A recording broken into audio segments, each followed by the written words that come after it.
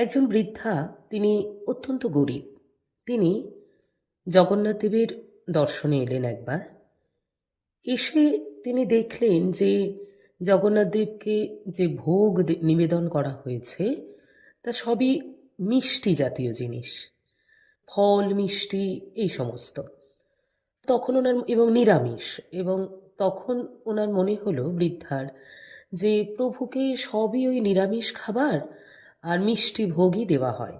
ঠিক আছে, আমি তাহলে ওনার জন্য সুন্দর করে আমিষ খাবার হিসাবে ভোগ নিয়ে আসব তৈরি করে। বৃদ্ধা গেলেন। এটা খুব সুন্দর পরের দিন মাছের তিনি দারুণ একটি পদ ভোগ হিসাবে তৈরি করে আনলেন।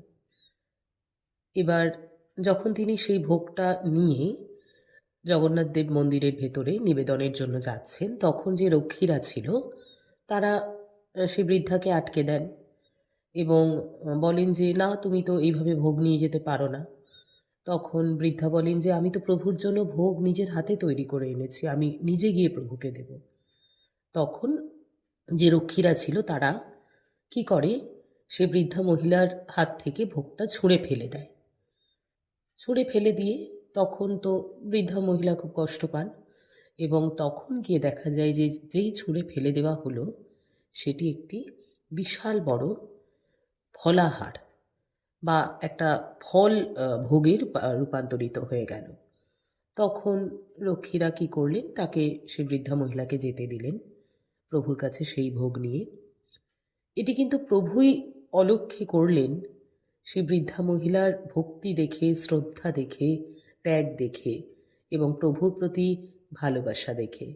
তাই আমরা যা করি, আমাদের মনে যা চলে, আমরা যদি মন থেকে সেটা করি, ঈশ্বর সব সময় আমাদের পাশে থাকেন। ঈশ্বর সব সময় প্রকৃত ভক্তদের ঠিক চিনে নেন সবার মাঝে।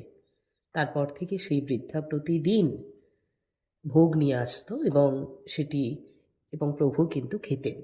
আরও একটা কথা এখানে, এই বৃদ্ধা কিন্তু পরবর্তীকালে প্রভুর প্রতি এই ভক্তি শ্রদ্ধা হিসাবে উনিও কিন্তু নিরামিষাশী হয়ে গিয়েছিলেন। উনিও কিন্তু আমিষ খাওয়া ত্যাগ করে দিয়েছিলেন এবং উনিও প্রতিদিন প্রভুর জন্য ওই নিরামিষ খাবার বা ফল এই সমস্তই ভোগ হিসাবে নিয়ে যেতেন। এটা থেকে সহজেই বোঝা যায় এই সমস্ত ছোট ছোট গল্পগুলো থেকে, ভগবান কিন্তু অলক্ষ্যে আমাদের সবাইকে দেখেন। প্রকৃত ভক্ত কারা? মানুষ যদি মন থেকে যদি সত্যি ঈশ্বরের সেবা করে, ঈশ্বর কিন্তু সেই সেবা নেন।